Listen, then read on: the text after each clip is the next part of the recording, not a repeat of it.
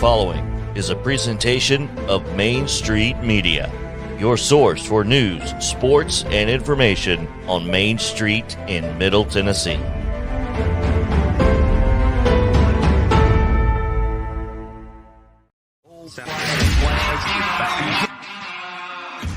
"30 years of the best sports talk in Middle Tennessee," featuring Tennessee Radio Hall of Famer George Plaster, Tennessee Sports Hall of Fame coach Watson Brown, and Young Guns Billy Derrick and Michael Cindric. And now, here's your host, George Plaster.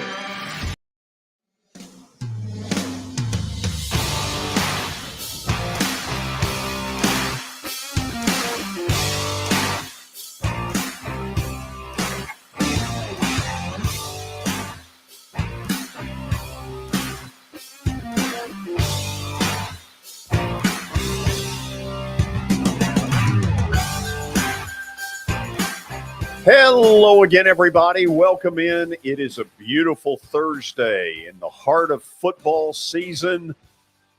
Man, it couldn't be much better. We may need the rain, but the sunshine is very nice, and we've got a great show for you today. So don't go anywhere if you're live with us. Let's head up to the plateau and say hello to Coach Watson Brown. Watson, how are you? I'm live with you, George. I believe that. I'm live with you, buddy. It's wonderful to have you. Oh, I can tell you mean that So good of you to stop by. Yeah. Yeah. Yeah, I can tell how sincere that one was. Can you stay for about an hour and 45 minutes? I think I'll hang with you unless you That's throw me beautiful. off. That's beautiful. Just hang there for a minute. Billy, how are you today? George, I'm great. I'm glad we got Watson for the whole show. We got him booked. We get all that football knowledge. I'm happy about that. Wow. Watson, how sincere did that sound? That was about as sincere as yours. Wow. So you I'm think getting double teamed today. You think he's Double just as bad? George, let's line up in the middle of the camera. Let's center ourselves here. What do you mean exactly? Move towards me a little bit. Okay, fine. How's that? A little bit more. Okay. There you go. Oh, that's beautiful. That's a big old body that needs to move now, so you got to move over a little more. Inertia. Inertia. Is there an earthquake in Nashville anywhere around? It registered a 4 on the Richter. Okay, let's get rid of him. We don't need him for an hour and 45 minutes.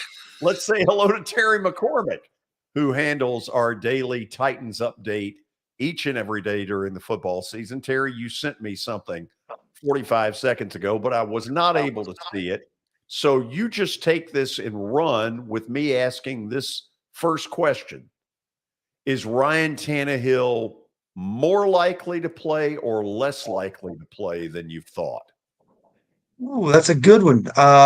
Right now, things are still kind of in a holding pattern. They listed him as limited today at practice. He did not come out for stretch during the open part, but then in individual work, he comes out, he's got a jersey on, a helmet on, and we think, hey, he's going to do some stuff. And he stood around and kind of gave instructions to Malik Willis and Logan Woodside during that time and did not throw one single pass. So I don't know if they're playing the shell game with us and trying to make everybody think that he's going to play when he's not, or if they're truly just trying to take every precaution necessary before they make a decision on him. Okay, take us through other news of importance from out there. George, a couple of things, a couple of other guys who did not participate today. Second straight day, no Jeffrey Simmons with an ankle, no Rashad Weaver with a back issue. Torrey Carter, the fullback, remains out. He missed last week's game. They are getting some guys back in limited fashion. Nate Davis has been practicing again. That's good. Zach Cunningham's been practicing again. That's another good sign. But if Jeffrey Simmons becomes a concern and Rashad Weaver becomes a concern, then all of a sudden this defense that's been helping to carry this team through much of this 4-game win streak would severely be hobbled. Okay, anything new on the trade deadline world? Nothing really going on the Titans front right now that I'm hearing. It's one of those situations where if they make a move, it probably would be something along the lines of a minor player added, maybe something to help with the offensive line, something to help perhaps at wide receiver. Those are probably their two biggest need areas right now as we speak. Do you have any sense of anybody in the wide receiver world they have paid an unusual amount of attention to? No, I mean, one of the things they did yesterday, they brought in this guy, or Monday actually, they brought in this guy, Chris Conley. He's a Right. journeyman type. He's not the second coming of Jerry Rice or anything like that, but he's a guy who can help them out. He's a good blocking receiver, which that's something they really like. And he's a guy who's a big target and can run a little bit. So it was a little surprising, I guess, that he was on a practice squad instead of a 53-man roster, but he was with the Chiefs where they seem to stockpile receivers. And I guess he got tired of waiting for his turn there and took this opportunity to join the Titans. I think he probably suits up and plays at least a limited amount this week against the Texans. Terry, you've been down there before when these two teams have gotten together. There is sort of a natural rivalry there, and I don't blame the people in Houston. They feel like their football team got stolen all these years ago. Is that still a factor at all? I think it is with some of the old time people, the people who are mine and your age, George, probably harbor some resentment against the Titans franchise because, as you said, it was the Houston Oilers and they left town. The younger generation, I mean, you got to remember now there's a whole generation of younger fans who have known nothing but the Texans down there and don't even, the Houston Oilers are just something that grandpa told them about. It's not something that they remember or were ever a part of. So I think with the older generation, they're probably, there's still some people who support the Titans down there and, rather than support the Texans. But I think with the younger group, then the Texans is all they really know. Can we hear from Bud real quickly? Well, yes. Terry, thank you. Good report as always. Thanks, George. Terry McCormick, he starts our show every day during football season with the Daily Titans Update. Presented by the Justin Tucker team with Platinum Realty Partners. They are proven to be trusted with your most personal asset, and they are Middle Tennessee's most trusted team in realty. Give them a call at 615-906-8458. And also, don't forget about Sumner Funeral and Cremation. They are sharing their family with yours in your time of need. Now they've got two convenient locations for you in Gallatin and Hendersonville, and you can also find them online at sumnerfuneral.com. Sumner Funeral and Cremation, traditional, affordable, and dignified. All right, George, let's roll into today's update. We start with some hockey tonight. The Preds are in town at Bridgestone against the St. Louis Blues, 7 o'clock puck drop on ESPN+. George, what do they do? I mean, where do they go from here? How do they find some sort of momentum and positivity? I haven't got a clue. I think this is up to John Hines to light some sort of a fire under this team. They were just downright listless against Philly. And I would contend, Watson, if this goes on for another week or so, his head may be on the chopping block. Well, surely it won't. We won a lot of games last year and it looks like it should be on paper an improved team. So I think it's just getting going here. Get a win, get going, and maybe it'll start. Hockey is, I said it yesterday to Mark, hockey to me is the most equal sport there is. And it all runs hot and cold, and they just need to win one. Maybe tonight they get one, get going a little bit, and then maybe we'll settle in. Well, there's certainly some payback due to the Blues. If you think back to last March, as the Predators were jockeying around for playoff position, there were two huge home games against St. Louis, and they got it stuck up their rear end bad. Yeah. First one was a pretty good game that the Predators lost. I think it was 7-4. The second one was an absolute embarrassment. They gave up 7 goals in the second period, got ripped around 8-2, and most of us were gone by the start of the third period. Watson, I don't know why the Predators are about a 165 favorite tonight. I can't figure out why. They have done nothing in the last 3 weeks since they got home. Something's got to give soon. Yeah, I've got my fingers crossed. I just hope they play well tonight. They just need to get one. If they get one and get going a little bit, I think they'll be okay. It's a long season, and I don't everybody that's beaten them so far, the Stars, Philadelphia, they're not better than us. They just beat us. So let's get going here. Let's get one tonight. Amen. Okay, there is some breaking news, Billy, that I want you to give us that is pretty dramatic in the NFL world. Yeah, Jamar Chase, George. I was going to get to the game tonight, but we'll get to the Jamar Chase injury. He's supposedly going to be out 4 to 6 weeks. According to Adam Schefter, he's going to seek out second opinions after visiting a hip specialist yesterday, but that could mean that the Bengals have to put him on the IR. So that is a huge blow for Cincinnati. Watson, I can't think outside of Joe Burrow, is there anybody they can afford to lose less? No. Those are the top two, and neither one of them are as good without the other one. So, and hips are dangerous, man. That is a dangerous injury. Those things can linger more than 4 to 6. You get an issue within your hip, and I've seen players lose seasons over them. So that's a scary one. You get shoulders, knees, ankles. You kind of know what you do. Hips and backs, George, dangerous. Let's watch it and see where it goes. Bingo. Yeah, so tough news there. George, tonight we got the Thursday night game. It is Baltimore and Tampa Bay. Tampa Bay is a minus 1.5 point favorite in that game. 7:15 tonight on Amazon Prime. The Bucks are banged up. Both these teams are banged up. So this will be a huge win for whoever wins. Tom Brady's body language right now is embarrassing. I know this is not the best time of his life, but my God, if you're going to get up there and do a press conference, pump a little life into it. Tom's been different than Tom all year, George. Yeah. Taking 11 days off, going to a wedding and being away from your team day before a game, acting the way he's always been a aggressive, positive guy. I don't know. This is not the Tom Brady that we've watched for years upon years. And for his sake, I hope he turns it around. For the Bucs' sake, because they put a lot into him coming back and kind of catered to everything he needed to get him back. He needs to return the favor, if you ask me, and step up to the plate and help this football team.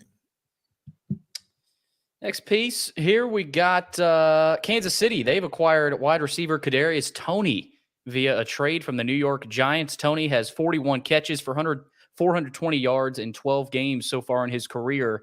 And George, that could be a dangerous little weapon over there in Kansas City, especially with Andy Reid figuring out ways to get the ball to him. Well, that's the guarantee, Watson, is while he may have been a disappointment with the Giants, in Kansas City, they're going to throw some balls to him. Oh, I think he's a talented kid. I think he's a very talented kid. And didn't I read where they gave up a 3rd-round pick next year?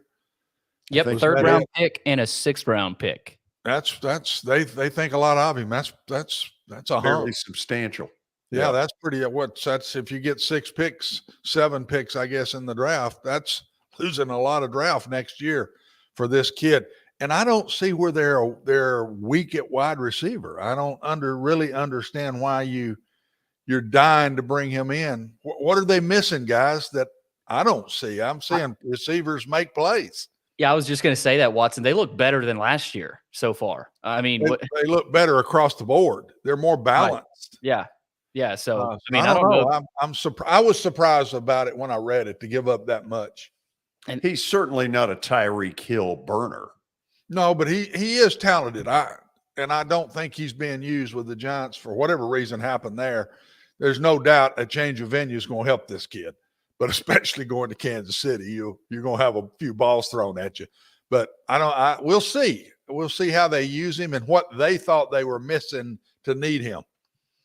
That'll be interesting with Andy Reid over there and Mahomes. So last piece here, Milwaukee Brewers president David Stearns has stepped down from his role as president of baseball operations.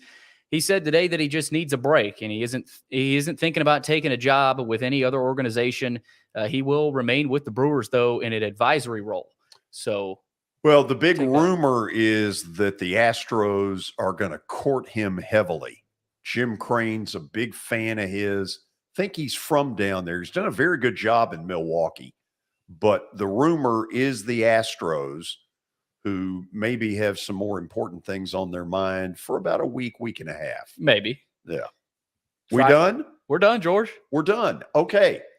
After the break, we get this show off to a rip-roaring start. Lindsay Crosby from the Auburn Daily broke a story yesterday that is a weird story with an even weirder reaction from Brian Harsin. And the story essentially is, if you want a red shirt at Auburn, you can either hit the door or hit the transfer portal. We'll find out more about this story when we come back. This is Main Street Media Television.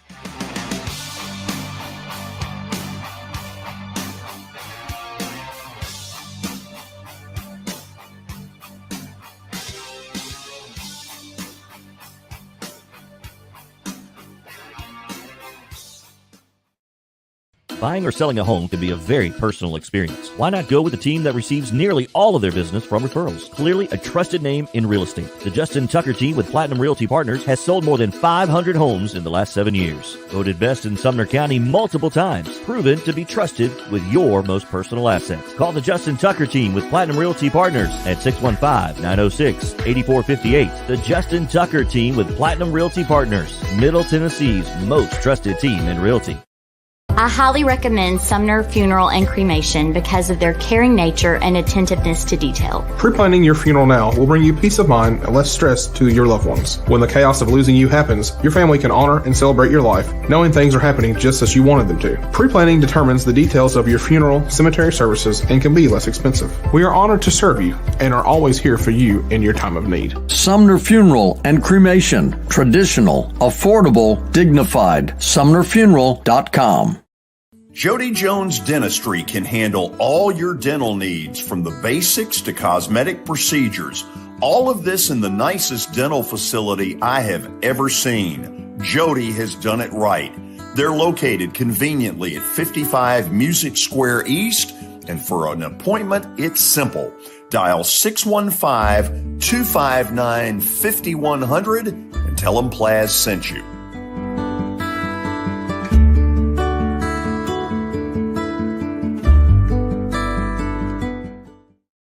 When you're thinking about golf, consider Riverside Golf Links. Under new ownership, the course has improved dramatically. It's now 27 holes, complemented by a 9-hole executive course. Book a tee time now at 615-847-5074 and get ready to enjoy the beauty of golf in the Old Hickory area at Riverside Golf Links.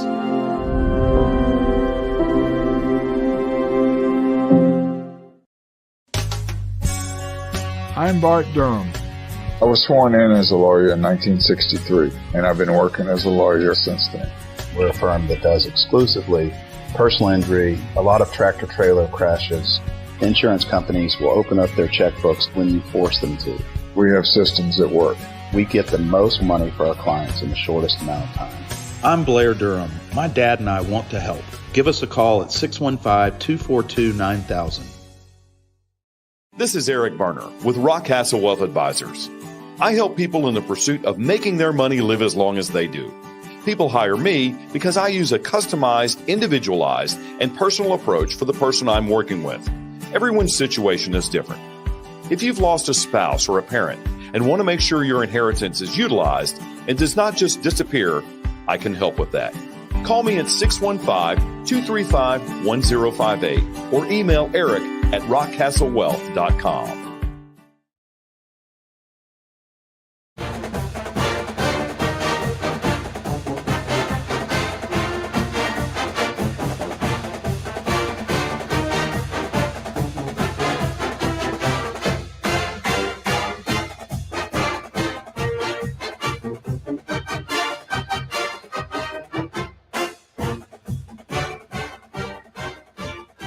We're back, and I think most of you know this. These are not the best of times down at Auburn.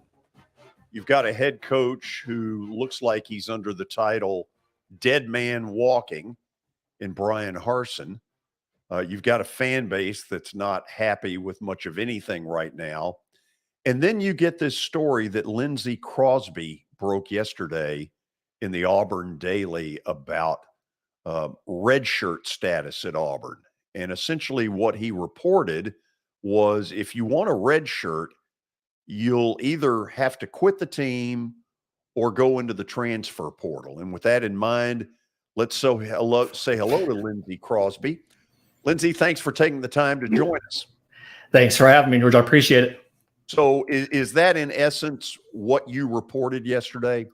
In essence, yes. If you don't have a medical reason to need a red shirt, and for an instance of that, look at quarterback Zach Calzada with the shoulder injury. He had surgery on the shoulder. He's expected to get a red shirt this year. But outside of that, players who have requested red shirts to preserve eligibility are being told your options are you can quit the team, which means giving up your scholarship and no longer having your tuition covered, or you can enter the transfer portal. Now, players can't officially enter the portal.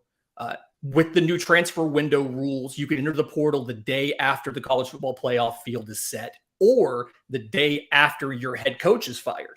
So they can't enter the portal now, but they're having to declare that they are entering the portal. And we've seen 4 players this week go ahead and announce they are leaving Auburn after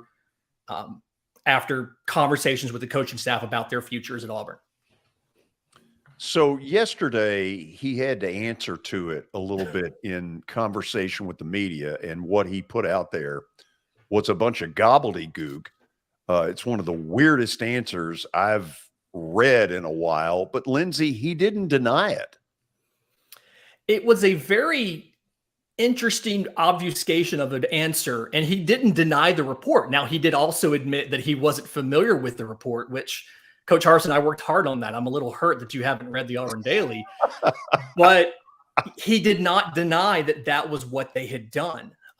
It's something I've heard from multiple sources, both players and non-players, that they have had this conversation with the coaching staff. Some of them have chosen to make themselves available. They are suited up, but some of them have, like you saw, Landon King announced this week he's transferring after the season. Tavarish Dawson, who was a starter to open the year, has announced he's transferring, as well as Stevens tackles Ikevius Walker and cornerback A.D. Diamond. The big thing to me, when you see all of this happening, is 10 of the 18 players from Brian Harsin's first recruiting class have either already left or have announced that they're leaving. And then 19 of the last 50 signees that Auburn has have already left. So obviously not a good situation. The optics aren't good. And I understand the argument where people say, well, you committed to the team, you need to be available to play. And I think that there's levels of nuance here. And in some of these situations, Brian Harsin's probably right to say you need to be available and play for this team. But in some of these situations, you're probably doing the player wrong by not giving them an opportunity to preserve their eligibility, because they're not getting a chance to play meaningful snaps, but they're playing just enough to lose a red shirt. Lindsay, sort of give me the landscape here, because it's not like an athletic director can necessarily come out and say, whoa, wait a minute. I didn't know this. We're not putting up with this. Clearly, the players don't seem to be very happy with him. The Auburn community isn't very happy with him. So where is this headed? I think the obvious answer, and you alluded to it right before I came on, the seat could not be any hotter for Brian Harsin. It is very, very widely expected that sometime within hours of the Iron Bowl finishing, Brian Harsin will no longer be Auburn's coach. Now, who is going to make that fire? And then the subsequent hire is a very interesting conversation. The kind of the rumor around town is that sometime later this weekend or early next week, we should have a name for an athletic director. We don't know who that's going to be yet, but it appears that partially because players can leave as soon as you fire the head coach, the plans are for Brian Harsin to stay as the head coach throughout the end of the season, barring some sort of absolute collapse, worse than what we've already seen from this team, from the fan base, and from the morale of the program. Okay, I know I'm going way too far with this. Probably not fair to Watson. I'll throw it to him in a minute. Mm-hmm. I'm going to go on the assumption that what we all believe will end up being true, and he'll be gone at the end of the year. Does Deion's name get serious in this hunt? I've heard Deion's name mentioned quite a bit, and I think ultimately he may even get a chance to meet with whoever the athletic director is, and that's going to be a big part of this. But Auburn traditionally has wanted people who understand Auburn and who fit into the culture of Auburn. And watching a Jacksonville State game, or a Jackson State game, and seeing Coach Sanders with his Twitter handle on the back of his shirt tells me that there's probably people in Auburn who would be concerned that he would be bigger than the program, or that his personality would maybe overshadow some of what Auburn's trying to do with their football program. So I think that he may get an interview. They may have some preliminary conversations with him. I ultimately don't see him fitting in with what our boosters and what our team traditionally has looked for from their head coach. Okay, if I were to be a betting man, would I go Lane Kiffin, Hugh Freeze versus the field? What do you think? If you give me that list, it's really tempting to take Kiffin or Freeze, simply because it's people who are familiar with the SEC and who everybody knows. Now, the question with Kiffin is, would Auburn be willing to spend the money required to get him to leave Ole Miss and come to Auburn? The question with Hugh Freeze is, what does the SEC office in Birmingham do if you try to bring Hugh Freeze back to the SEC? You have to think that if he would have been back already with all of the hirings we've seen, whether it was Arkansas or South Carolina or Florida, you have to think if the SEC office were open to it, he would have already been here. So it's tempting to say Freeze and Kiffin, but I might take the field simply because I think Auburn's going to look for somebody who's not going to be a flashy or splashy hire, but they're just going to come in and build a program. My kind of dream hire is Jeff Grimes from Baylor. It's somebody who hasn't been a head coach before, but has been a good recruiter, knows the SEC, and most importantly, specializes in the offensive line, which is what Auburn is going to have to rebuild over the next couple seasons. Lindsay Crosby, Auburn Daily, with us here on the show. Watson, what do you got for him? Lindsay, thanks for coming on with us. Being in this crazy business as long as I have for all these years, this is weird. I've dealt with red shirts forever. Mm-hmm. And you get mid-season, you're half the season's gone, you're hurting at a position. You've got a kid that's good enough to play. You go to him and you ask him if he wants to do it or not, but it's your call. It's not fair for us to take that away. That's kind of been the way. Go home, talk to your parents, come back and let us know. Did he do this with one kid, or has he stood up in front of the team and said, I need you now. If I call you out, you got to play. If you don't, it's just go on and get out of here. How did this go down from what you understand? From what I've been told from sources, it very much was the one-to-one conversations. They've gone to players who have either requested red shirts or are getting close and aren't getting playing time. And Landon King's a good example of this. Landon King's got 33 total snaps on the year. He's never had more than 15 in a game. He's got 2 targets and 1 catch against Penn State. And he didn't even travel for Ole Miss or for UGA. And according to sources, when they've had the conversations, the coaching staff has said, well, if we call on you, if we get to an emergency situation, we're going to need you to go into the game.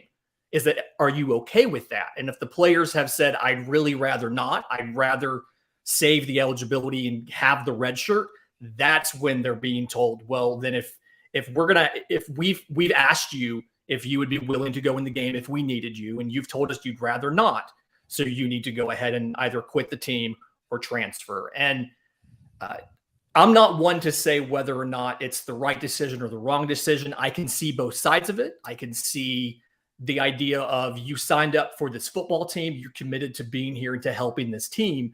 I can see the other side of Take Landon King, for instance, somebody who they asked in the offseason, they asked him to change positions and to do all of these things that's involved with moving from tight end to wide receiver, losing weight, learning a new part of the playbook, and then he's not being utilized. I understand his request, and I would understand if my option was get used for 3 snaps against Arkansas and 2 against Texas A&M and lose a red shirt, or transfer to save the eligibility. I would have to think about transferring to save the eligibility as well. So from what I understand, it's been private conversations, but they've all unfolded very similar to each other. And it's been, if you are an emergency option for us, and if you're not willing to go in the game, you need to leave. You know, I wondered if it was just 1 or 2 and they were kind of very close to being brought in at back-to-back or whatever. Mm-hmm. I could see the coach getting upset and losing his cool. You're trying to win games. He could sit there and might say, I need your help really bad. We can win these last 2 or 3 games here, whatever. And then he loses his cool. Well, if that's the way you feel, then just transfer. But You're telling me that's really not the way this went down. This was a thought process. It was businesslike. He wasn't just upset. Is that the way you felt like it went down? With the caveat of I've not been in those meetings personally, and I've not heard that. From what I understand, it's been the same behavior in multiple meetings, in multiple conversations with multiple different players.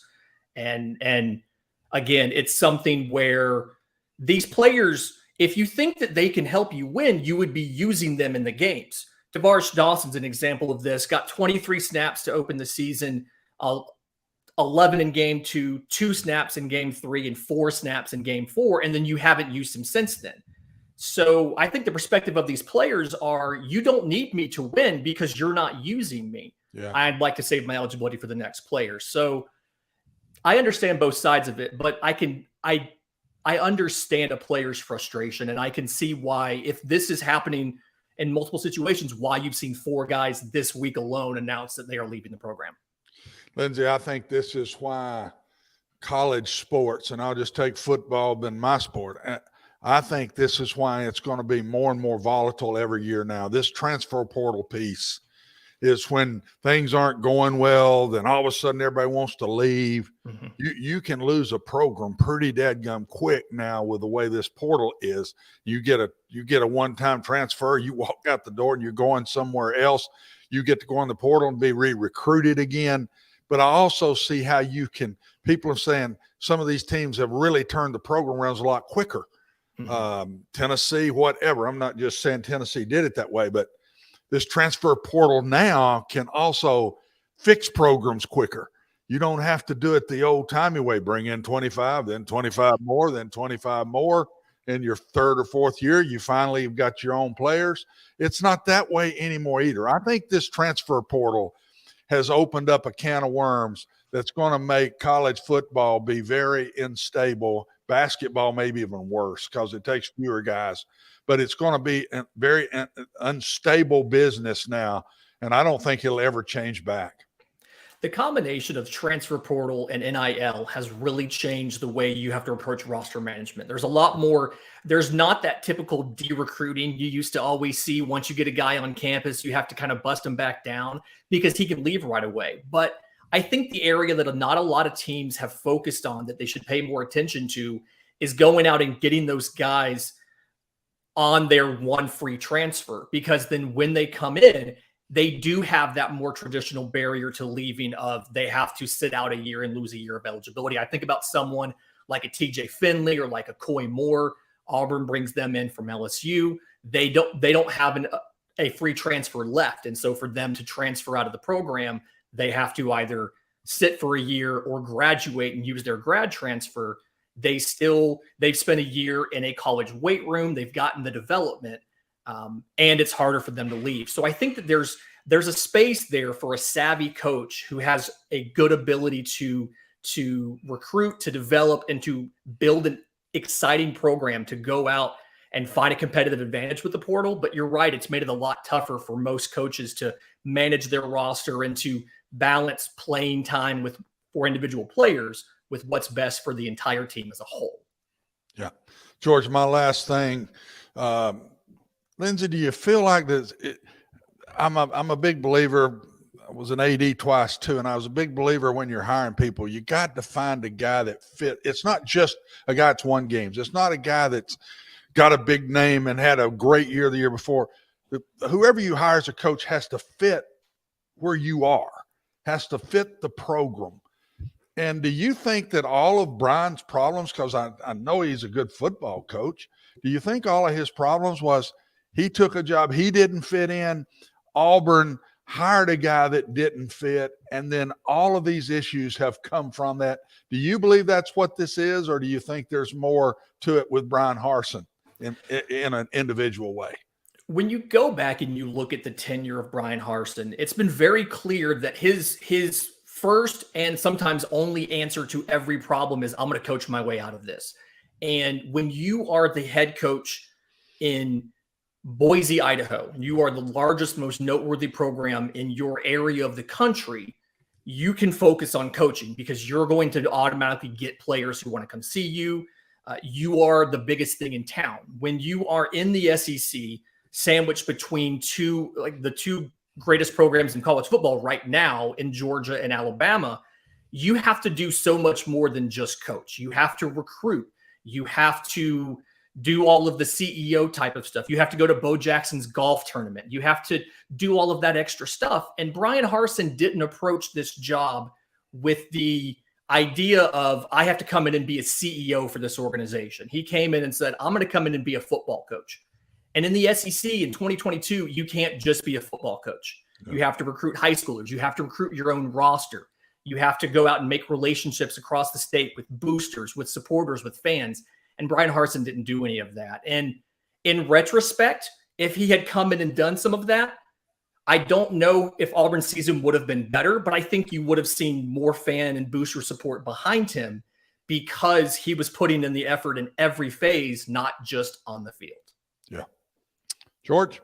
See, I got 45 seconds for a ridiculous question. Okay. If he wins at Alabama, does he get a third year? At this point, I don't think he does. I think if he won out the rest of the season, he probably still would not get a third year. Okay. I think that sort of says it. Lindsay, thank you so much on short notice for doing this. Thanks for having me. Appreciate it. Lindsay Crosby, Auburn Daily, joining us here on the show. After the break, the latest news on University of Tennessee football and stadium renderings at Vandy. Stick around. This is Main Street Media Television.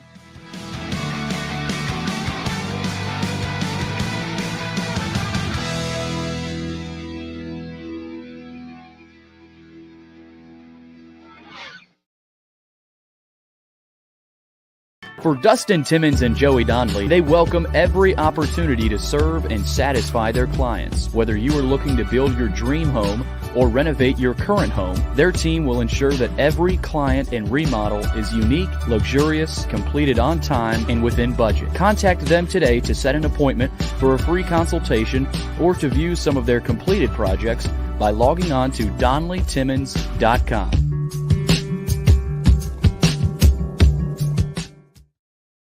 At WellSkin Dermatology and Aesthetics, we pride ourselves in providing access, innovation, and a patient experience second to none. Access to care and treatment when you need it. Innovation with medical-led cosmetics and various on-site technologies for full-service treatments with a customer experience that is calming, casual, and effective. Independently owned, providing medical, surgical, pediatric, and cosmetic dermatology and more. Visit WellSkinMD.com to schedule your appointment today. WellSkin Dermatology and Aesthetics. Access to healthier skin.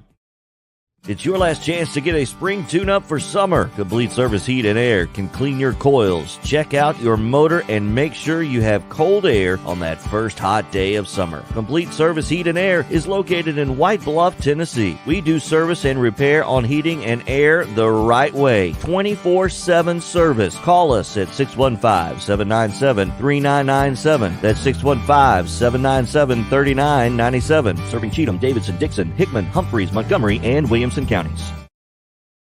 Have you heard about the high levels of radon in Middle Tennessee? Radon gas is the second leading cause of lung cancer, second only to smoking, and has no color, no taste, and no smell. The only way to know if you have radon is to test for it.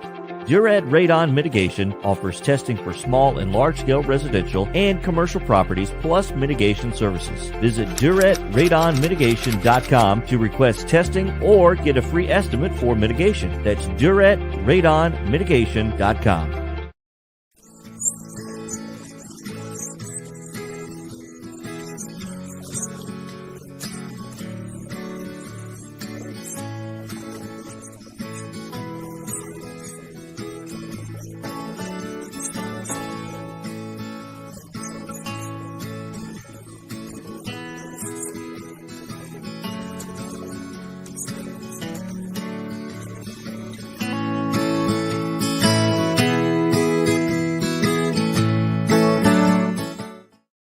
Since 1865, the First Baptist Church of Gallatin on Winchester Street has served its community by catering to the least, the last, and the lost, providing a church of welcome used by God to save the lost, transform the saved, and impact its community. As a proud multi-ethnic congregation, Pastor Derek Jackson personally welcomes you to join them in fellowship Sunday mornings at 8 in person or at 1045 in person or online at firstbaptistgallatin.org. First Baptist Gallatin on Winchester Street, serving with open arms as a true church of welcome.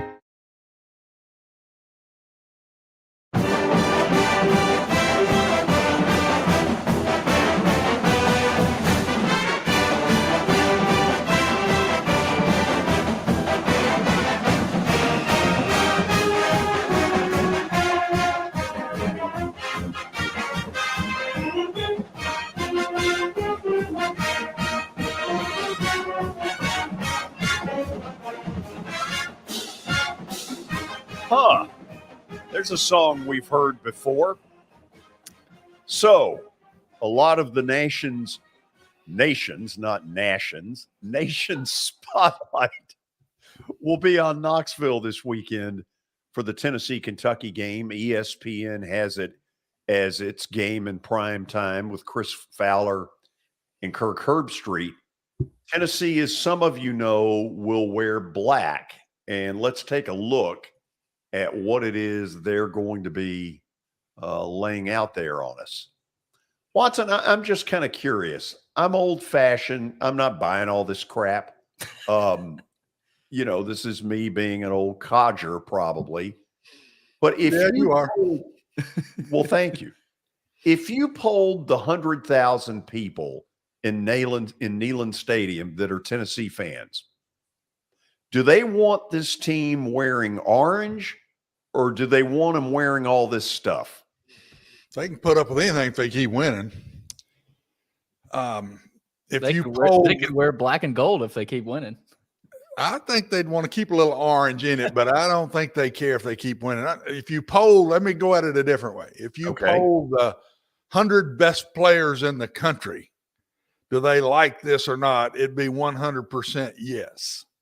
This is all done off of recruiting, guys. They're wearing the gray. They wear the black. Everybody is starting to have a little change up. You stick with your base, but you're having a little change up.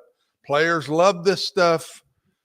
I can remember games when I'd pop something out that was a little bit different that made a lot of difference that night. I mean, it's unbelievable what it does to the kids. And that's what this is all about. This isn't for the fans. This is for the kids. This is for the recruits. This is for the players that are there. They want just a little bit of different. How many times when you watch people that wear the different uniforms that the kid commits and he's got on one of the alternate uniforms jersey when he commits? It's not basically the traditional one. It's one of the other ones they wear. So this is more the rule than the exception would be the way I'd say it, George. Okay. Do you honestly believe Kentucky can win this game? Sure. I don't think they will, but they could win this game. I mean, Tennessee has not played a bad game yet. Tennessee has played up to very strong standards, especially offensively. Maybe not defensively every week, but offensively, This bunch hasn't had a bad game yet, George. Just look at the quarterback stats, for God's sakes. I mean, they're out of sight. So, yeah, I worry about this one more than Georgia. I think if they win this game, I'm telling you they're going to beat Georgia in Athens. I'm already saying it 10 days before it happens because I don't think Georgia can outscore them. But this is the game that scares me of all the ones they've had so far. This is the game that scares me the most. Okay. Let's go to your alma mater and mine. Apparently, this is Release Stadium Renderings Week. Not to be outdone by the Titans, Vandy has put out 2 different looks of what their proposed what's the word? I don't know if it's refurbish, remodel, redo, revamp, renovate. Thank you, Watson. Just making it look better. Let's get a reaction. This is the little bitty end zone right now, which serves very little purpose. Give me some thoughts. What is that behind it? Is that a new locker room, coach's office? That's the basketball facility. So that's where the basketball men's and women's locker rooms and meeting rooms and everything is going to be different.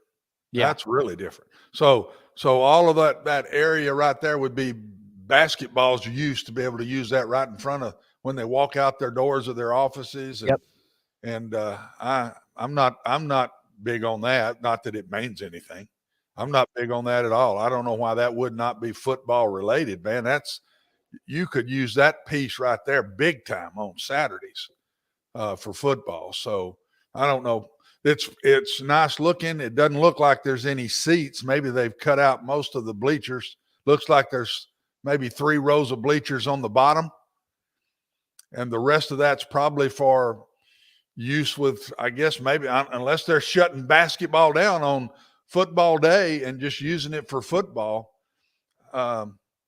It's very nice looking. I like the shot with the board up above it and all that. I'm just not big on the basketball piece looking into the football stadium. Okay, let's take a look at the other rendering that they have put out there. Was there not a third one that gives you more of a look of the press box side? These are the 2 best. These are the 2 latest pictures of the renderings. And I think this is a little bit more. Is this outside the stadium, or is this the end zone or part end zone on the other end? What is this here? I don't know what this is. This view is from the basketball facility that we were just looking at. So that the other end is being torn down. What's on the other end down there? So the other end, it looks like a little bit more seats than the other end zone we were looking at. But you see another video board. I don't know if you can see it, but another video board there on the left side.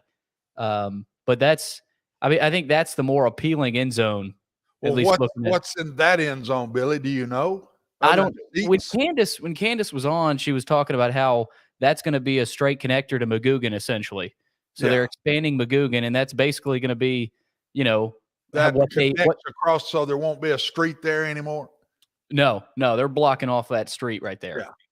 Yeah. Well, they're losing stands unless they're going up. They're losing seats then, correct? Because that's a lot of end zone seats gone right there. Yeah.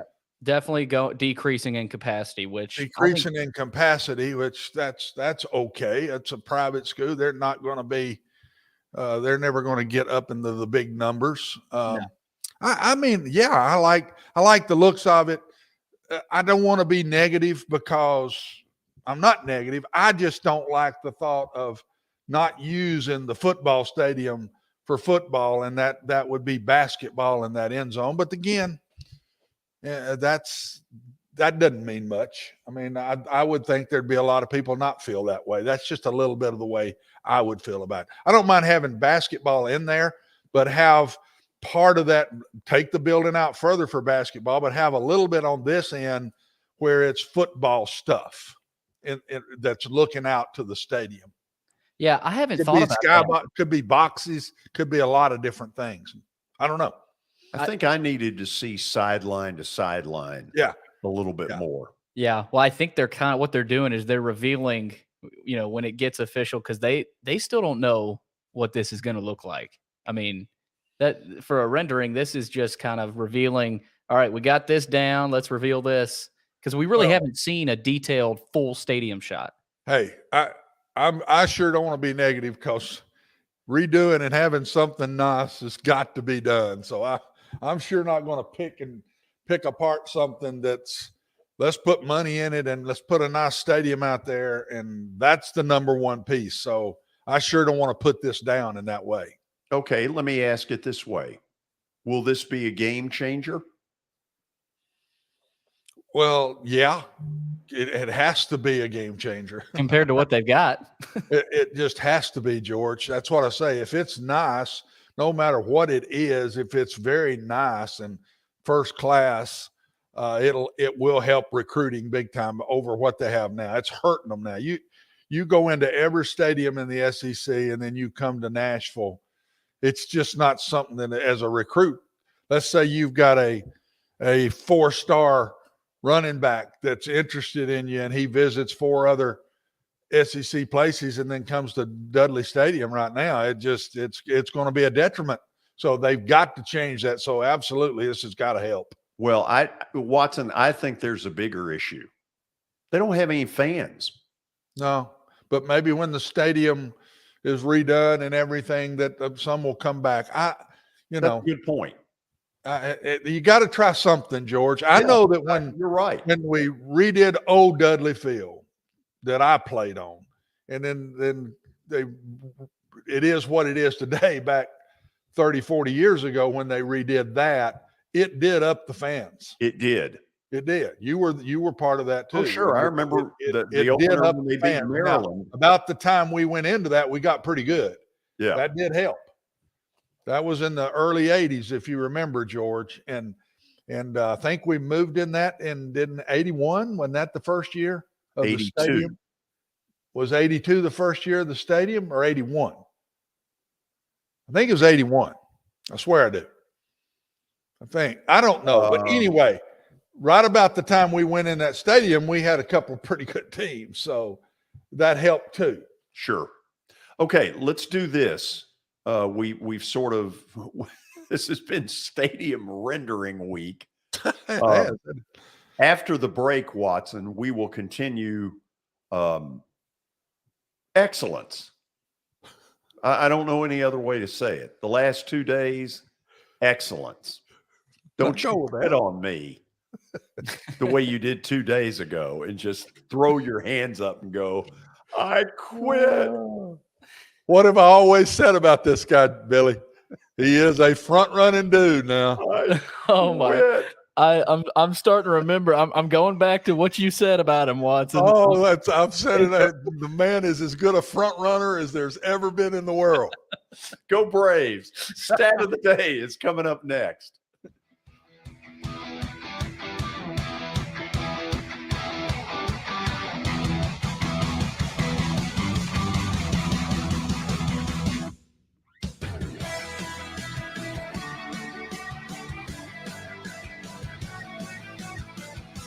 Serving Williamson and surrounding counties, Bone and Joint Institute of Tennessee offers comprehensive orthopedic care with 16 subspecialized physicians. Our practice provides high-tech care with a hometown touch. We offer physician clinics, physical and occupational therapy, advanced imaging, and surgical services, including interventional procedures. Call us at 615-791-2630. We're Bone and Joint Institute of Tennessee. High-tech care with a hometown touch.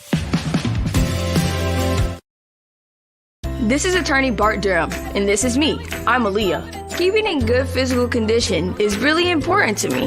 But when I had a wreck with a tractor-trailer truck that hurt my legs so bad I couldn't work for almost a year, I knew I needed a lawyer that understood tractor-trailer cases. So I called Bart. Bart gets millions of dollars for his clients every year. At Bart Durham Injury Law, we've handled hundreds of tractor-trailer cases. My dad and I want to help. Give us a call at 615-242-9000. At Sumner Funeral and Cremation, our mission is to serve families as our own, celebrate the life of their loved one, and help begin the healing process. My whole family, including my wife and my mom and siblings, were very happy with the treatment that we received. I would highly recommend Sumner Funeral and Cremation. We offer funeral, burial, cremations, and pre-planning services. Sumner Funeral and Cremation. Traditional, affordable, dignified. SumnerFuneral.com.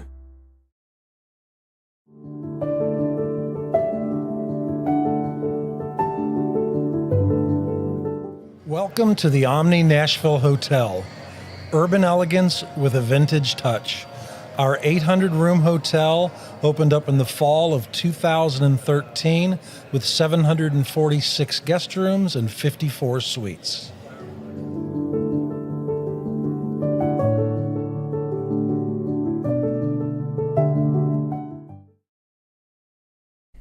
Hey everyone, I'm John English. This is Keith Wallace, and we would like to welcome you to John English Antique Sports and Cards in Shelbyville, Tennessee. We specialize in graded and ungraded sports and non-sports cards, vintage wax boxes, and unopened cases. We have a large selection of PSA graded cards. We also specialize in old sports collectibles, baseball, football, basketball, golf, and tennis. You can find it all at John English Antique Sports and Cards. We are happy to be associated with Nashville's greatest sports antique, George Plaster.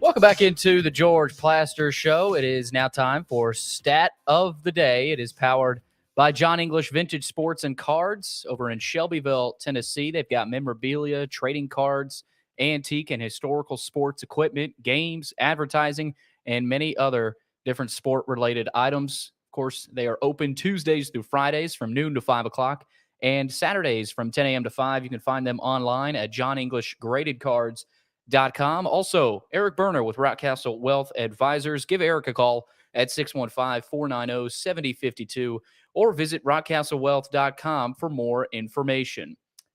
All right, let's get into today's stat of the day, as Michael has fired another good one at us for today, and the front-running George and Watson are trying to keep it rolling. What is the only NFL matchup this week where both teams have a winning record? Oh, Lord. Well, we can eliminate the Titans. George. Ravens. Can you look up there the schedule? No, I'm not going to schedule this week. I'm not going to cheat. Is that cheating? That's not an answer. Well, but you find a schedule that doesn't show the records. That's what I mean. I don't think that's cheating. I don't even know who plays each other. I haven't seen the schedule yet. Watson, I'm going to try and help you here. Okay, good. Ready? New England does not have a winning record, do they? That eliminates Jets. Jets. Yeah. Let's think winning. Dallas. Who do they play? Plays the Bears. They don't have a winning record. Vikings. Who do the Vikings play? Vikings play Arizona. They don't have a winning record. How about tonight's game? Are both of those have winning records? No, I don't think either one of them do. They both 3-4? I think so. We can eliminate Green Bay. Who does the Giants play? Oh, gosh. Seattle. That's who it is. There you go. There we go. Oh, I think, is Michael doing this on purpose? Because these aren't easy, though. I don't think these have been these easy. are not easy. Watson, I'm behind you, win or tie.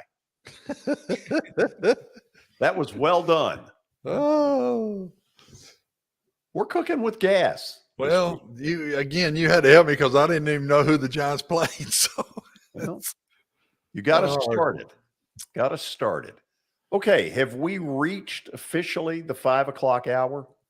We sure have reached the 5 o'clock hour, George. That's exciting. Yes, it is. That means it's almost time for underdog picks. But first, we got to talk about Middle Tennessee Bone and Joint. I know Darren was in on this sponsorship last time he was in with us, so he'll be excited for this. Darren, they combine state-of-the-art orthopedic service with a family atmosphere. Whether it's a sports injury, a sprained ankle, or a major joint replacement, MTBJ has the staff, training, and equipment that you need to take care of any patient in any circumstance. You can find them on the web at mtbj.net.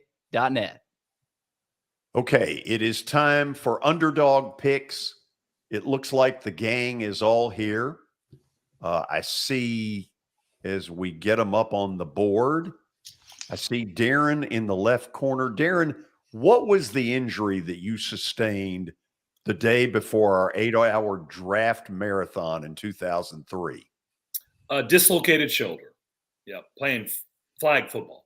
Yeah, flag football. Yeah, Watson will be proud of that. Yep, I'm proud of you, Darren. Yep, flag football. I got to be honest. In fairness, I got tackled. He tackled me in flag football. Who is he? I don't know the culprit's name because I was out of it and put in an ambulance and taken to the hospital. Oh, wow. Yep. Willie, when we hear that, even though we were mad that we were having to do all that work the next day, when he says dislocated, it's hard to get all that upset. Well, it was not good. I was quarterbacking the team at the time. I was representing the station. I will say that we rallied to win in honor of Darren after he left the game injured. We did rally to win. We got a big 2-point conversion caught by the 6'8" tight end, Justin Steele. The big Sasquatch. Yeah. So which station was it? Because we've been at several. Yeah, we have been at several. This was a couple stations ago. 2003, what year? I think that was still 99.7. W whatever. This is going to be good today. I think George is on a roll. I think this is going to be good today. Welcome. We used to have this thing, Watson, when we would go to the phones and somebody would hang up on me. I'd go, John and Dixon, welcome to W whatever.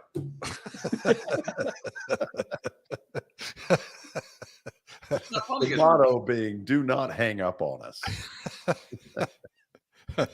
Okay, so the gang's all here. Willie, give me the traffic update. The traffic update, man, I'll tell you, it is not easy to get east-west it is at rush hour traffic, but I made it. It had, I think, about 4 minutes to spare. I kind of was I was that guy, Darren. I did kind of swing around. Waze was changing routes on me. Yeah. And so around the roundabout, you know where the roundabout is? Oh, yeah. On Music Row, that area. I was not in the proper lane. And it was then telling me, Waze was telling me to get on the highway, and there's this long line, and I just pulled the end around. I swung around and went into a lane that wasn't really a lane to get on the highway, and I just kept going. And did Waze adjust? Waze adjusted. What I was gonna say, I couldn't blame it on Waze. People just didn't. They're gonna have to understand. Yeah. Mm. Wow. Just think if you'd won. It saved, according to Waze, 7 minutes. Wow, nice. Yeah. Okay, so I guess the first thing we do, Commissioner, is to review last week's episode. Yes. It is time to review Week 8 results, as I spelled results wrong. Wow. Already a mistake on my end. A lot of winners. Reuters? Whatever. It's results. That's what it is, George. Okay. Darren McFarland, Oklahoma State plus the 6.5, and they won. They pulled it out against Texas, 41-34. Darren, I know you were sweating that one out because I was too. I was pumped. I just got home from the ball fields, early fourth quarter, and fourth quarter just started, and I watched the whole rest of the game, and man, I was pumped. I would just say this, George. This is how popular this thing is. People are starting to call into the show I'm on and congratulate me on the underdog pick. And I'm like, I'm not doing an underdogs on this show. And they're like, no, I know, but on George's show. Congrats. I was like, oh, wow. Okay. I love it. So there you go. You tell my relatives thank you. Okay, so Darren gets a big win, and Darren definitely needed that one. He gets his third win of the season. We roll through our Week 8 results with Willie Donick, the only loser this week, and that's been a rare occurrence this season. Willie has been a frequent winner, but the Bruins let Willie down, 45-30 loss, gave up 45 to Bo Nix in Oregon. Willie, how surprised were you by this? Because I know I was a little bit. Yeah. I had faith in Chase McCabe. He made the pick in the Chip Kelly Bowl. Oh, that's right. Chip Kelly going back to Oregon. I thought it had a great story to it, but it really did not come to fruition there. That was really never close, was it? Not really, no. No. So what does this do to Chase's status? That's what I was going to ask. I really don't have any other options, so I'm kind of stuck with Chase as my backup guy. Really? So it's not out of any great feeling for Chase. It's just simply you're stuck. Yeah, I mean, he did get me a win the first time, so he's 1-1, which is not a bad underdog record when you get down to it. My other choice is Mahoney, which remember the general used to have his son come on and make the pick when he couldn't make it. So that would be my emergency plan. Along those lines, George, can I ask a question about fill-ins? Just because I don't know how this works. You guys know in 2 weeks, I go to the mountains. I disappear to the mountains, which I've done this trip for like 15 years. So I will not be with you guys for 2 weeks. I have someone in mind to fill in, but do they have to sign any like paperwork? Do they have to be sober? I mean, are there any stipulations? Because I was thinking about asking Greg Pogue, but I just want to make sure that you don't have to answer paperwork or anything like that. You have to have insurance. Hey, Darren, they have to have their COVID shots. As long as they've had their COVID shots, you can get on this show and pick. That's the one stipulation. I got a great line that I don't think I can use. Can he dress in a Santa suit? Is that okay? Oh my God. Have you talked to Poggy about it? No, I am not. I want to make sure there's no rules before I ask you. No rules, just right. Okay. All Wasn't right. that what was that? I have no clue what that was. Willie, wasn't that Bloomin' Onion? No rules, just right? Bloomin' Onion? What was the name of? Yeah, they advertised the blooming onion. Outback? Okay. Those are good. I can go for a good. No rules, just right. You could be right. I'm not 100% sure. I do think there's a special ceremony though the commissioner has to hold. You have to be sworn in as a picker. Yeah. So we didn't do that with Chase, but we may have to do that with Darren. With Poggy. There might be a little, it's a little dicey there. So I'll come up with a plan, and I'll make sure everyone knows when you got a pinch hitter, you gotta have some stipulations there. So we'll figure something out. But George, the Liberty Flames, give me liberty or give me death. Is that what they say? That's what I said. Liberty wins 41-14 over Brigham Young at home, up on the mountain. Hugh Freeze fired up. He may not be there next year. George. This was a coaching mismatch. Major. You got Hugh Freeze versus Kalani Sitake. Need I say more? You don't need to say anything else. Everybody got really quiet there. So nobody said anything. Watson doesn't dare say anything because I went after a coach. We know how that fraternity is. Hey, you can get on me and I never say a word. I mean, Willie and Darren said nothing. I'm very happy. I'm back in the competition. I'm not dead. I'm alive. George is back.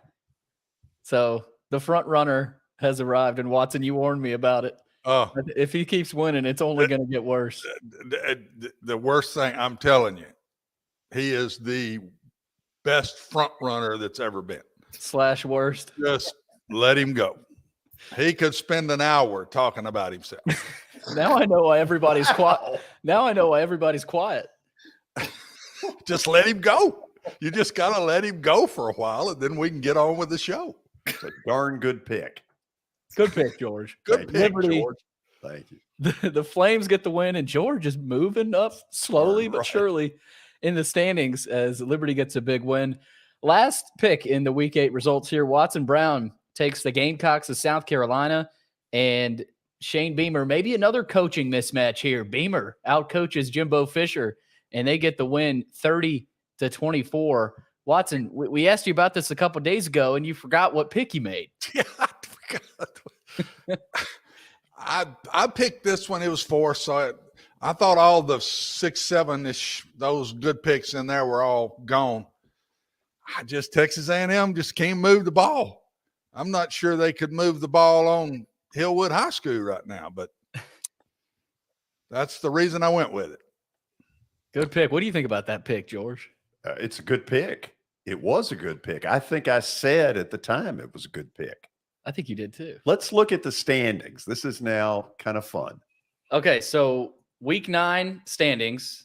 Here they are. Oh, and looky here. We've had a little change. We have returned to form somewhat. Watson Brown still at the top, though, 24.5 points. But not far behind him is Darren McFarland, who has creeped into second place in a tie for second place with Willie. Willie has given up that second place, so big loss by Chase McCabe this past weekend.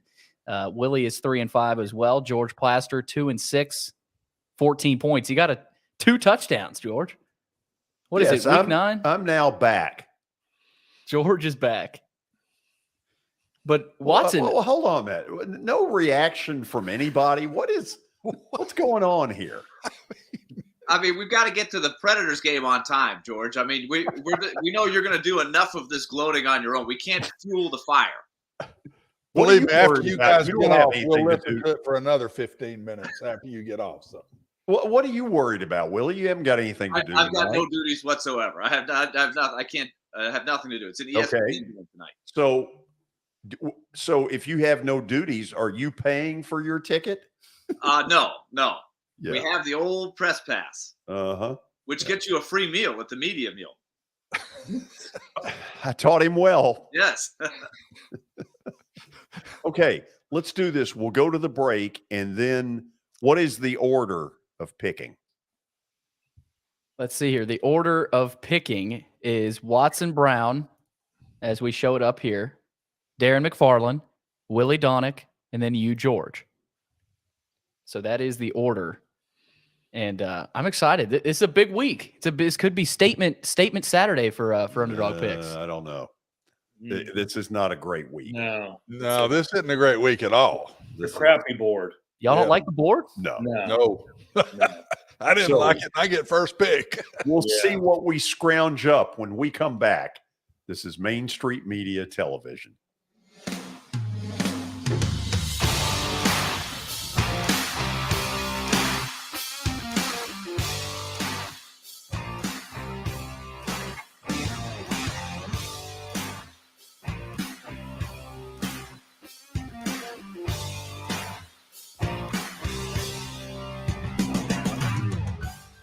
Buying or selling a home can be a very personal experience. Why not go with the team that receives nearly all of their business from referrals? Clearly a trusted name in real estate. The Justin Tucker team with Platinum Realty Partners has sold more than 500 homes in the last 7 years. Voted best in Sumner County multiple times. Proven to be trusted with your most personal assets. Call the Justin Tucker team with Platinum Realty Partners at 615-906-8458. The Justin Tucker team with Platinum Realty Partners, Middle Tennessee's most trusted team in realty.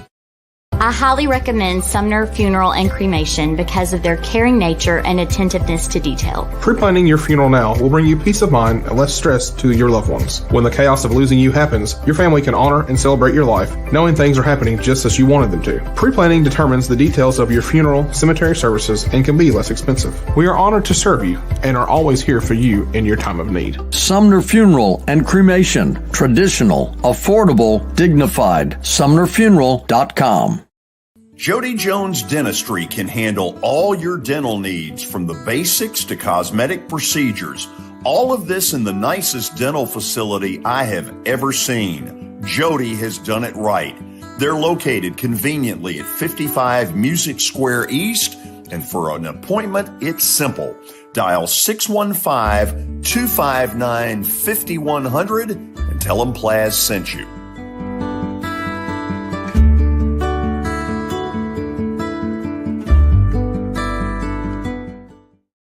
When you're thinking about golf, consider Riverside Golf Links.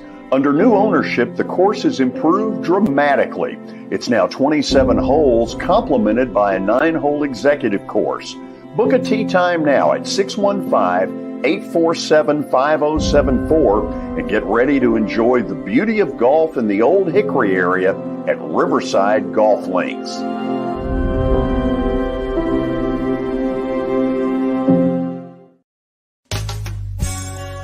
I'm Bart Durham.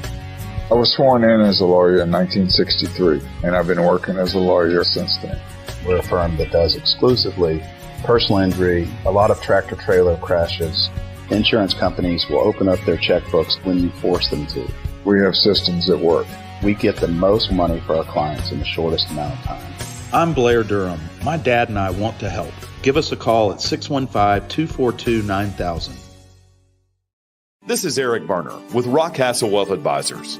I help people in the pursuit of making their money live as long as they do. People hire me because I use a customized, individualized, and personal approach for the person I'm working with. Everyone's situation is different. If you've lost a spouse or a parent and want to make sure your inheritance is utilized and does not just disappear, I can help with that. Call me at 615-235-1058 or email Eric at rockcastlewealth.com.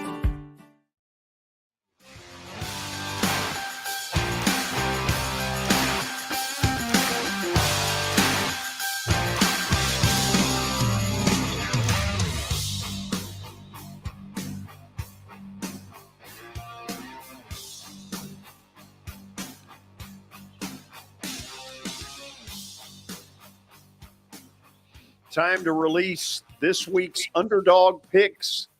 We return it to Commissioner, what's your name? Oh, come on. Give me a break. Billy Derrick. Guys, it's another week. Week 9. Gotta get some good picks. I think a big sign is that we had 3 winners last week. I mean, that's great momentum heading into week 9. So we start this week with Watson Brown. Coach Watson Brown, the best so far, 24.5 points. We'll see if Watson can keep it rolling. Coach, where are you going this weekend?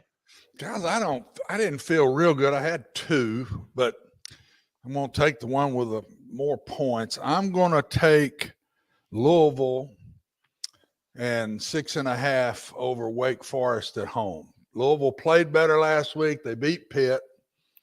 They nearly beat Wake at Wake last year, and Wake plays North Carolina next week. So if they're going to have a letdown, this might be the week they do it. Don't feel great about it, but that's the pick. I'm going to take Louisville and 6.5 over Wake. Okay. So am I wrong in thinking, I'm looking at FanDuel right now, Louisville is a plus 3.5 point underdog. Is anybody else seeing FanDuel, that right I now? thought we did Vegas. What time is the game? It is 2:30 p.m. on Saturday. I've got 4. I've got Louisville plus 4. What I'm looking at. Okay, so I've been going by FanDuel all season, so I'm going to stick with that, and we're going to pick one. I need to know what unless it is. you want to change it. Do you I want to thought, change? George, we were doing Vegas Insider. Well, I don't know. I'm not the commissioner. No, we're I've been going off to you now. Yeah, buddy. I've been going off FanDuel all season, so I mean you can change it, Watson. If you don't like that, change it. Wait a minute, you can change it. If you don't like the 3.5, Well, you can have whatever line you want. he hasn't locked. No, you can change the pick.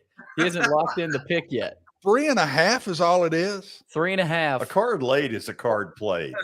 What is I hate to say this because nobody's going to pick it anyway. What is Oklahoma, Iowa State? Like a point. Well, I don't know because I'm not even. Oklahoma and Iowa State. 1.5. 1.5. Oh, good Lord. It went from the other one has it 3.5. Okay, I have to stick with it. I'll stick with it. Okay. So Louisville plus the 3.5. That ain't a good pick at all with that amount of points, but okay. Plus the 3.5. against Wake Forest on Saturday. That is at Louisville, and you might get a desperate Satterfield and Louisville team there. We'll see about that. So Watson goes with Louisville plus a 3.5, and we will roll through with our second selection for Week 9. Darren McFarland, of course, got a big win last weekend. Where are you going this weekend, Darren? I know you said you didn't like the board. Darren, how many teams are on your list? 2, 4, 6 teams. 6. Yeah, and they're all just games nobody's going to be. Well, 5 of the 6 nobody's watching. Okay. And the one that people will be watching, I'm tempted. I'm really tempted, but I'm gonna pull a general. I'm gonna pull an Al Dorsey and just go, general mission seats only. Bring your own lawn chair game. I'm gonna go Eastern Michigan plus 6.5. Wow, Eastern Michigan plus 6.5 against Toledo at home. Yeah, that is at 11 a.m. So early kick. Darren, help me with what you know about Eastern Michigan. They're green. They're green. Yeah. Anything else? I mean, has it come to this? They're 5-3. That's all I got. That's beautiful. Okay, so I think that's the first MAC pick of the season. I think. And as they oftentimes say about this time of the year, Watson, once you go MAC, you cannot go back. Oh man, it's about that time of year. Oh, what happened to Maction? They're not doing Maction. It's starting up next week. Oh, okay. Yeah, you'll see a lot of empty seats. Well, that's the best part about it. Look, the main reason is because that number, like 6.5 and 7, has been working. Those type of games have been working. So I'm just kind of sticking with that theme. Yeah, I feel like you've gone with either 6.5, 7, 7.5, around that touchdown range all season. It has worked. So, yeah, Darren, rolling with the old method here in week number 9.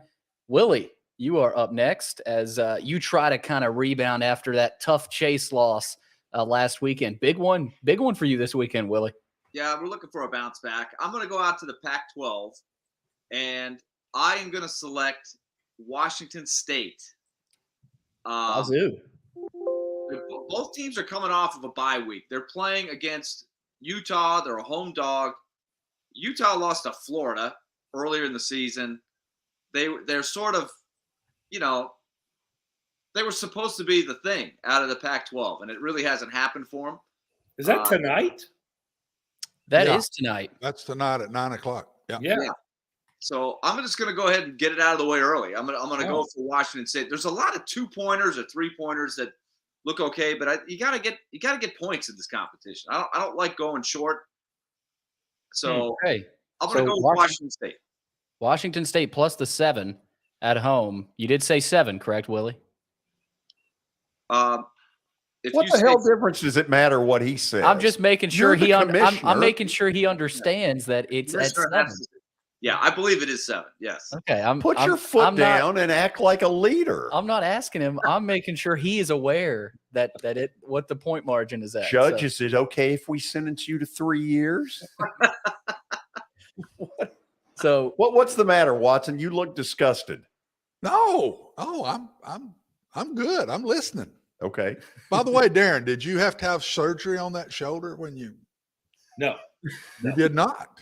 No. You toughed it out. Well, I just had rehab. I think, Watson, and I'm not trained in this area, I think surgery is for if it keeps popping out. Don't they do surgery then to? So they gave you, and it never popped out again, huh? Wow, you're lucky. Hold on. You're very lucky. Sorry, George. I didn't mean to mess up the. No, that's okay. Okay. That's okay. So back to order. Washington State plus the 7. That's what Willie's going with tonight, 9:00 kick as they bring in the 14th ranked Utah Utes. So that's Willie's pick there. We finish out with George. And the question is, can George keep this rolling? Is he too high? It's like Tennessee heading into Alabama. Can they keep this rolling with all this talk all this extracurricular stuff going on. George, who are you going with? I'm going with North Texas. North Texas has suddenly become one of the powers in Conference USA. They go to Bowling Green to play Western Kentucky. Willie, the game is on Stadium. Very nice. I did have North Texas written on my cheat sheet with on a piece of junk mail here, but so I considered the Mean Green. I did consider it, but they got a shot. Darren, are you? I mean, was it on your list? It was not, George. No. Okay. Well, I don't really care. I mean, look, you don't roll into Bowling Green and push the Hilltoppers around, okay? No, you're right. But I want to explain what's what with this game. Stadium is channel 1179 if you have Comcast. Okay. Now, I've always thought, is 1179 not a high def channel? It is. Then why isn't Stadium in high def? Maybe you're not selecting the high def option for Stadium, because in today's world they have standard options and then an HD option. So I'm well aware of that. Okay, I was just making sure you knew that, George. I was talking to the panel. Well, you're talking to the commissioner now. No, you just stay out of this. Willie, have you ever seen a game on Stadium? I have not. I want you to watch this weekend. Okay, well, I don't have the same service you have. I have the satellite, so I don't know what channel Stadium is on mine. I quite certainly I've never found the channel. I probably have it and don't know I have it. Darren, have you ever viewed a game on Stadium? I have not. No. I want you to this weekend. I would describe the reception as fuzzy. Okay. It's fuzzy. With some really interesting graphics. God, you have to have a microscope. Are we talking above or below CSS quality? Below. Oh, Lord. Below. Now that's bad. Bare bone. It is really bare bones. They don't pay for your motel room either if you're the announcer. Okay. Well, that one went over better on an earlier show. Tough crowd today. Mm-hmm. George, that's okay though. So you are picking North Texas plus 10.5 versus Bowling. Why did I say Bowling Green versus Western Kentucky? If you look, I'm 10.5 behind right now.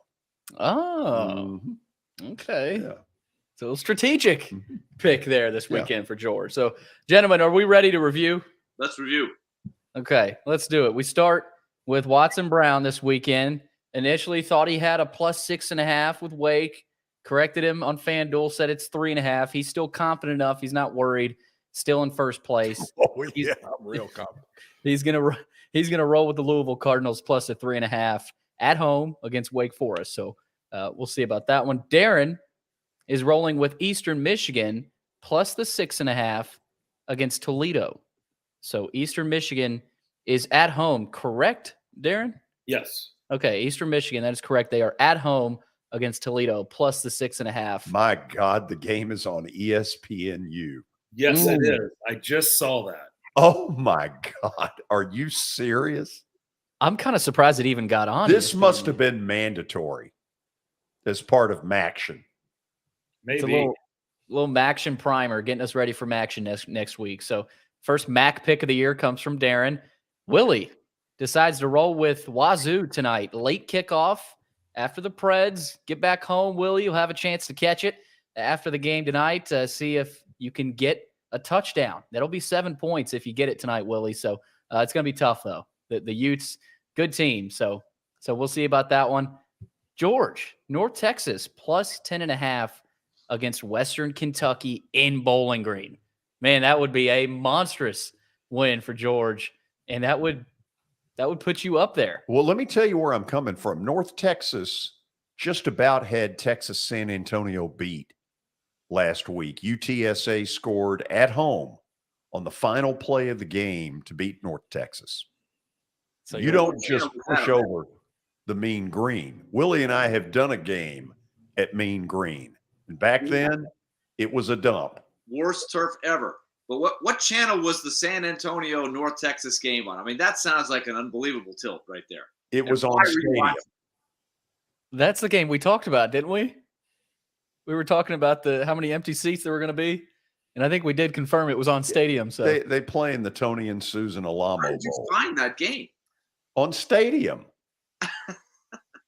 But you just were flipping channels and you realized that there was a thing. Really, if you are watching that game, you are watching it for one reason and one reason only. Okay? Let's just be honest. We won't speculate. What is that? What is that reason, Darren? You're a sicko. It's legal in the state, okay? We can talk about it now. That's beautiful. Are we done? No, that's it. Mm-hmm. Gentlemen, good luck this weekend. Same to you. Why, thank you, Commissioner. You got it, Willie. Willie, how should he come on at the beginning? Well, we're working on that. He's going to work on presentation and also dropping the hammer when people get out of line about the lines of the games. Yeah, yep. I still got some improvements. You were impeached once. Yes, I survived. True. Yeah. I need to ask Willie how he survived that. It was not by much. It came down to a vote. Darren, thank you so much for being here. Looks like the hair product's working well. Everything is good. Looks like you got a tan. It's still no. Oh no, I don't have a tan. No tan? No. When you go to the mountains. By the way, I do have a sweatshirt on, just so you know. I know I'm very white, but I do have a sweatshirt on. Okay. Okay. Willie, good luck tonight with whatever it is you'll do. Well, thank you. Well, good luck. That means good luck doing nothing. I'll be doing nothing. But right. Being there. Why don't you sit in the penalty box instead of the players? Oh, wow. Oh, yeah. Kind of drew blood on that one, didn't we? Turn in a hurry. That was a problem last week. Yeah. Yeah. Let's see to it that it doesn't. Guys, I really appreciate it as always. Go Eastern Michigan. What's their nickname? No idea. Okay. That's good. Let's go with Bobcats. I don't know. Yeah. Willie? Preds tonight. Yeah, we need it. We need it. See y'all next week. All right. Good luck, guys. All right, guys. We'll go to the break, and then we'll hear from MTSU football coach Rick Stockstill. Then, Watson, we will have the plaster bet of the day. Good. Can he keep rolling? Yeah. Roll Tide. Oh, no. Oh, we're not at that level. Roll Plaz. Stick around. This is Main Street Media Television.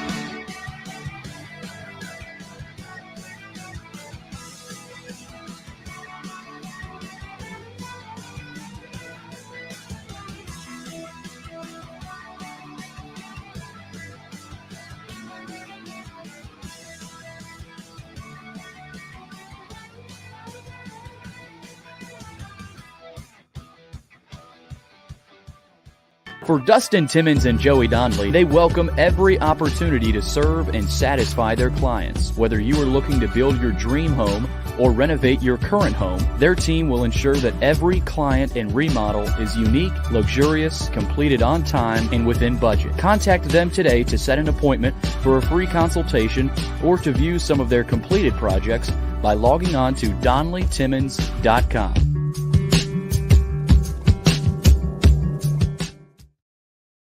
At WellSkin Dermatology and Aesthetics, we pride ourselves in providing access, innovation, and a patient experience second to none. Access to care and treatment when you need it. Innovation with medical-led cosmetics and various on-site technologies for full-service treatments with a customer experience that is calming, casual, and effective. Independently owned, providing medical, surgical, pediatric, and cosmetic dermatology and more. Visit WellSkinMD.com to schedule your appointment today. WellSkin Dermatology and Aesthetics. Access to healthier skin.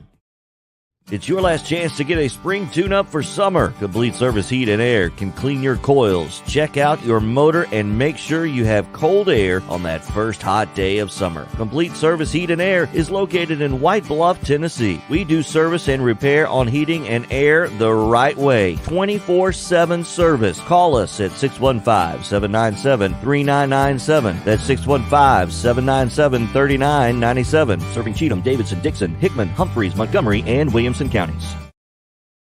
Have you heard about the high levels of radon in Middle Tennessee? Radon gas is the second leading cause of lung cancer, second only to smoking, and has no color, no taste, and no smell. The only way to know if you have radon is to test for it. Duret Radon Mitigation offers testing for small and large-scale residential and commercial properties, plus mitigation services. Visit DuretRadonMitigation.com to request testing or get a free estimate for mitigation. That's DuretRadonMitigation.com.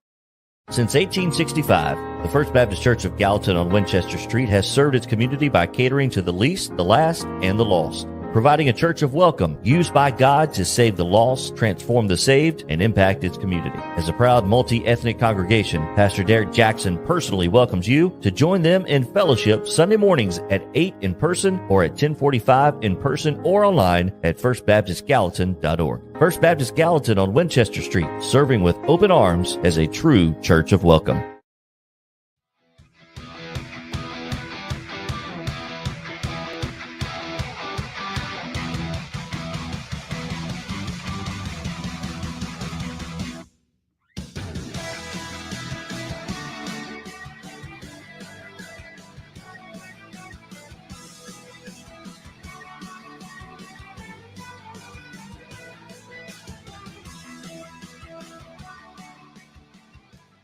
MTSU gets back into action Saturday after a bye week. They're on the road at UTEP. And earlier today, our own Lewis Maddox caught up with Blue Raider head coach Rick Stockstill.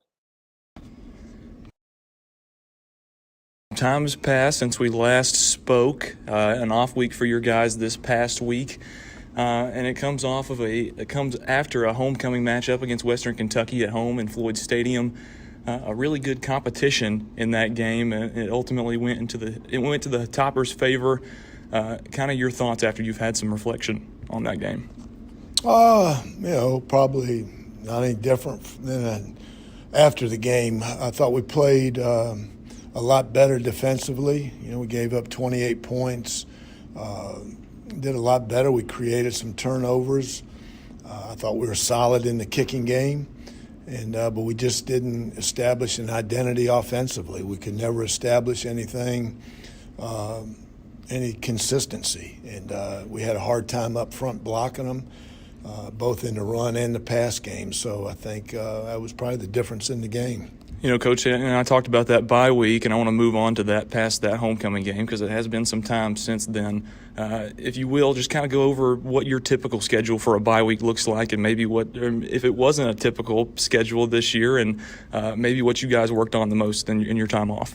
It was pretty similar to what we've done in the past. We met Sunday after the game and watched it and talked about it. Monday was their day off, and then we practiced Tuesday and Wednesday, and then the coaches went out on the road Thursday, Friday, Saturday recruiting. The players, like I said, practiced Tuesday and Wednesday, lifted weights Thursday, and so they had Friday and Saturday off, and we came back Sunday and practiced and met and everything, getting ready for UTEP. And a lot of success and a lot of ups and downs through the first half and some change of the season leading up to the bye week. You played a lot of good programs, especially in the past 4 weeks of the season. How do you think the timing of this bye week will help your guys through the remainder of the season? Well, I think it's good. They've been going at it since August 1st. So, you go 2.5 months, of practicing games and everything. It takes a toll on you mentally as well as physically. So, I think it's, we came back, we're fresher mentally, obviously, and then the guys that are playing, you take, 3 or 4 or 5 days of getting hit off your body helps you. And then I don't think we're getting anybody back from an injury standpoint that have been hurt, but for the most part, we're fresher mentally and physically than we were, this time 2 weeks ago. Now as we move into Week 9, you'll be traveling on the road once again, going down to El Paso to face the Miners of UTEP. That's a team that played last week, got a field goal margin victory over Florida Atlantic. A little bit of confidence boost for those guys. Now 4-4 on the season. Your thoughts on them through this point? They're a really good team. They're 4-4, like you said. They beat Florida Atlantic at the buzzer last week. They beat Boise State a couple weeks ago. They're 3-1 at home. It's a tough place to play. It's a tough place to get there. It's a late game, so we've got to be really mentally and physically tough when you go on the road and play somebody like this. They're a ball control. They want to run the ball and play action pass you offensively, and then defensively they're all over the place. They're going to blitz you. They're going to play man coverage. They're going to pressure you with different stunts and different blitzes, on every down. So they're really good in the kicking game. They ran a punt back for a touchdown against Boise State. Their kicker has kicked 51 career field goals, and he's 15 out of 16 on the year. So it's a really good football team. Yeah, they've won their last 3 out of 4, the Miners have, and they've shown in those weeks that they have been able to put up some points on offense. And going over to your defense, I think a lot of people would agree with me in saying this. They've progressed a lot as the season has gone on, especially in that game against WKU in Floyd Stadium a couple weeks ago. It's got to be it's got to be a big confidence boost for your team to go into here playing the way they are on defense with the guys that the Blue Raiders have to play an offense like that, and it should be a good matchup. Yeah, I think you're right. We played better defensively against Western Kentucky than we did against UAB and San Antonio. We didn't play real good those 2 games. We played good against Miami, and we didn't play those 2 good games there, UAB and San Antonio, and played better at Western. So we did a lot better job of keeping the ball in front of us against Western. We didn't give up explosive plays like we had the previous 2 weeks. So I'm hopeful that last week's performance would generate a little bit more confidence in our guys defensively than the previous 2 weeks. Coach, you mentioned the running game for UTEP, and it's definitely worth noting. A team that comes in and they like to have a physical kind of mindset about them, and that's kind of their mantra. And I think the running game, everybody would agree, has gotten better for them over the past 4 weeks, where they've had some success. 2 guys in the backfield, kind of just like UAB, that can really be a workhorse for their offense. What's the key for your defense to limit that running game? Well, we got to be good on first down, because if you can be good on first down defense and force them into second and third longer situations, then it gets them out of their comfort zone and, it makes them want to throw the ball or make them have to throw the ball a little bit more than what they want to. But their quarterback is a really, really good player. The backs are good. They had a 72-yard touchdown run last week against Florida Atlantic. So I think the key to stopping the run or slowing the run down this week is going to be, our success on first down to try to keep them out of, second and third down manageable situations. And Coach, I want to stay on your defense for just one more second. A lot of young guys that have been getting more experience as the season has gone on, but I think they've played a lot better than a lot of people expected them to. What can you accredit that to? One, we got good coaches, that, and they're they work hard. Our players work hard every day. They care. They just, a lot of them hadn't played a whole bunch coming into this year, and they just their work ethic, and how they prepare each week has enabled them to play better. I still don't think we've reached our full potential on that side of the ball, and I think all of us can play better, and I think they all will. So, but those guys, they care and they work hard. And Coach, if finally, if you got any in your mind, some overall keys to the game for your Blue Raiders to get the win in El Paso this weekend. One, we got to stop the run defensively. We at least slow it down. That's the key on that side of the ball. Offensively, it always starts with protection. You got to protect the ball, and then we've got to become consistent. We can't, we've got to be able to run the ball efficiently. We don't have to rush for 300 yards, but we got to rush the ball efficiently. We got to be efficient, and we got to protect and play better up front. And if we can do that, then it'll give us a chance to win the game. Coach, good luck against the Miners this weekend. We'll talk again next week. You got it, my man. Appreciate you. UTEP is very much improved from what they have been the last 2 or 3 years. Watson, when you were coaching, did you have a set pattern for what you did if you had a bye week?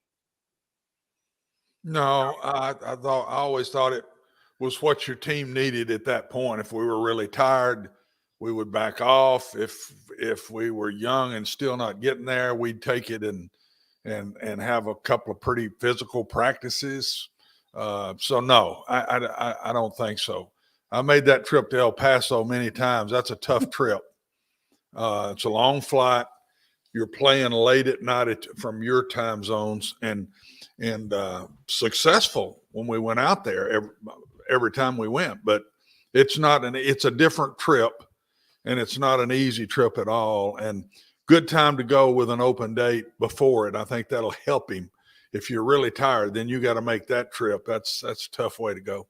I know we got to get to bet of the day, but Watson, from a school you coach at a school like Tennessee Tech, Stockstill at MTSU, is it different? Is it totally different when you have to fly? Or does that not come into effect for the players, as opposed to if you just got a bus ride, mentally they're like, okay, this isn't that bad of a trip, or does that not really play into it? Nah, kids, as much as you have to fly in today's world, not at Tennessee Tech, but at UAB, we pretty much flew everywhere. Right. The conference was spread out all over the place. So flying, if we took a bus, we always said take a bus 3 hours or less. Other than that, we'll probably fly wherever we're going. And we never lost to Memphis in my time, and never took a flight to Memphis. We always bussed. So I don't think buses bothered us too much.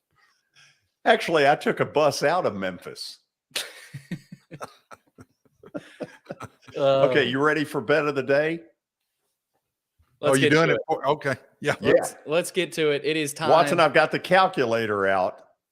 Winning percentage. Man, I didn't think it'd be this bad, Watson. But here we are.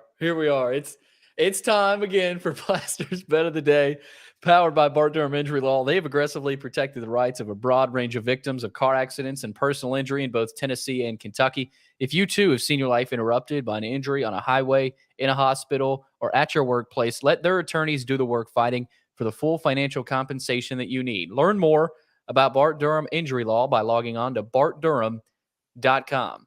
Okay, let's get to the result last night. The Tampa Bay Lightning pulled it through. What's up with the NBA and the NHL working here for you? 58-60 record now with back-to-back NHL, NBA games. Watson, that's 49.2%. Oh, that's up from 48.7. That's good. Oh, that is shameful. Go ahead. You going NBA or NHL tonight? I mean, that's what I would do if I were you, George. Oh, no. You got to go with the football game. Watson, I don't know. I mean, neither one of them are playing with any zip at all. I went with Tampa because they're home and the same old Thursday night stuff that you've got less time to prepare. I need to see Brady look halfway interested. I think he will tonight. I think enough's enough. So if he don't tonight, I'm going to say look out. Only negative I'd have about tonight is that offense Baltimore runs so different than the rest of the league, and they didn't have very long to prepare for it. And that would be the only negative I see for Tampa, but I think I'd pick Tampa over Baltimore. I hope he's right. You got his approval, George. Well, because here's what the strategy is, Billy. We win tonight. We have about 5 games tomorrow for the weekend, and we come back on Monday over 50%. Man, and you got all the football we need. I don't know if you know this, Watson. I told George this before the show. From here on out, we got 27 straight days of football on every day with Maction starting next week. So we'll have a lot of opportunities. I mean, this is the best time of year. No doubt. This is when Mac ball starts coming into play. Mm-hmm. So it's their turn. It's Plaz ball. Plaz ball. Man, front runner time. We're out of here. Let's put Watson back up there for a second. Watson, we're going to miss you tomorrow. Oh, good. Talk about me. Talk about me some. What do you want me to say? George, whatever's on your heart, baby. Whatever's on your heart. Thank you for being with us. Okay, pal. See y'all. See you tomorrow. Billy, George, see you tomorrow. I'll see you tomorrow. This is Main Street Media Television.